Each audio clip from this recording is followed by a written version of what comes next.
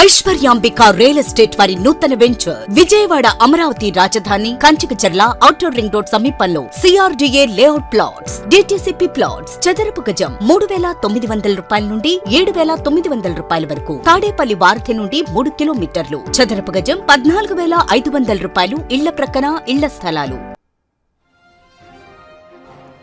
గన్నవరం మాజీ ఎమ్మెల్యే వల్లభనేని వంశీ అజ్ఞాతంలోకి వెళ్లిపోయారు. కొన్ని రోజులుగా ఆయన బయట కనిపించడం లేదు. మాచవరం పోలీసులు అరెస్టు చేస్తారన్న అనుమానంతో అండర్ గ్రౌండ్ కి వెళ్లిపోయారనే అనుమానాలు కలుగుతున్నాయి. వంశీని ప్రధాన నిందితుడిగా పేర్కొంటూ ఈ నెల 17న మాచవరం PS లో హత్యాయత్నం కేసు నమోదైంది. ఈ కేసులోనే యతీంద్ర రామకృష్ణ, కొమ్మా కోట్లు, ఒల్లుపల్లి రంగా, కాట్రు శేషు, M బాబు, ముల్పూరి ప్రభుకాంత్, అనగాని రవితో పాటు మరికొంతమందిని నిందితులుగా చేర్చారు.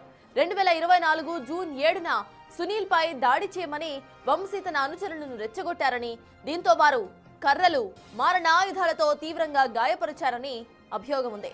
ఇందులో భాగంగానే వంశీ నివాసానికి వాళ్లు వెళ్లి సమన్లు ఇచ్చేందుకు పోలీసులు ప్రయత్నించగా వంశీ అందుబాటులోకి రాలేదు.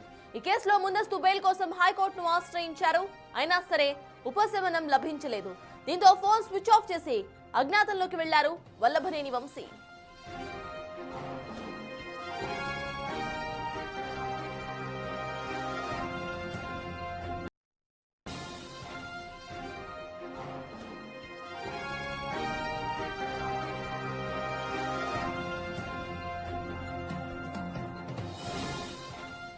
ఇదే అంశంపై పూర్తి డీటెయిల్స్ మా ప్రతినిధి శివ అందిస్తారు. శివ, చెప్పండి, వల్లభనేని వంశీ ఇటు అండర్ గ్రౌండ్ కి వెళ్లి దాక్కున్నట్టుగా సమాచారం అందుతోంది. అసలు ఇక్కడ అప్డేట్స్ ఏంటి? ఈ కేసుకు సంబంధించి పోలీసులు తదుపరి యాక్షన్ ఎలా ఉండబోతోంది?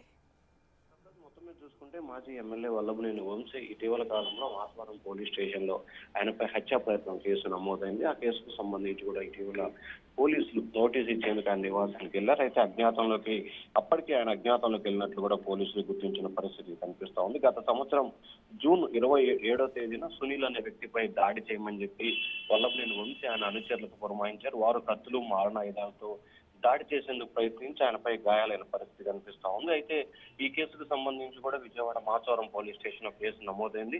ఈ అంశానికి సంబంధించి మొత్తం 13 మందిపై కూడా కేసులు హత్యా ప్రయత్న కింద కేసు నమోదు చేసి దర్యాప్తు చేస్తా ఉన్నారు. ఈ కేసులో వల్లభనేని వంశీకి నోటీసు ఇచ్చేందుకు వెళ్ళిన ఆయన అందుబాటులో లేకపోవడం, అదే నేపథ్యంలో దీంట్లో ముందస్తు బెయిల్ ఇవ్వాలని చెప్పి ఏపీ హైకోర్టులో వల్లభనేని వంశీ 3 రోజుల క్రితం పిటిషన్ దాఖలు చేశారు. అక్కడ కూడా ఆయనకి పిటిషన్ కి సంబంధించి బెయిల్ పిటిషన్ ని డిస్మిస్ చేస్తూ హైకోర్టు ఉత్తర్వులు జారీ చేసింది. ఈ నేపథ్యంలో వంశీ అజ్ఞాతంలోకి వెళ్ళినట్లు కూడా పోలీసులు భావించారు. మరొక వైపు SC/ST ఏదైతే గతంలో సత్యవర్ధన్ కిడ్నాప్ కేసులో నిన్న సోమవారం విజయవాడ SC/ST కోర్టులో వాయిదాకి హాజరు కావాల్సిన ఆయన ఆ అనుచరులు హాజరు కాని పరిస్థితి కనిపిస్తా ఉంది. ఈ నేపథ్యంలో వంశీ అజ్ఞాతంలోకి వెళ్ళినట్టు గుర్తించిన పోలీసులు కూడా ఆయన కోసం గాలింపు చర్యలు చేపట్టారు. Right, thank you Shiva.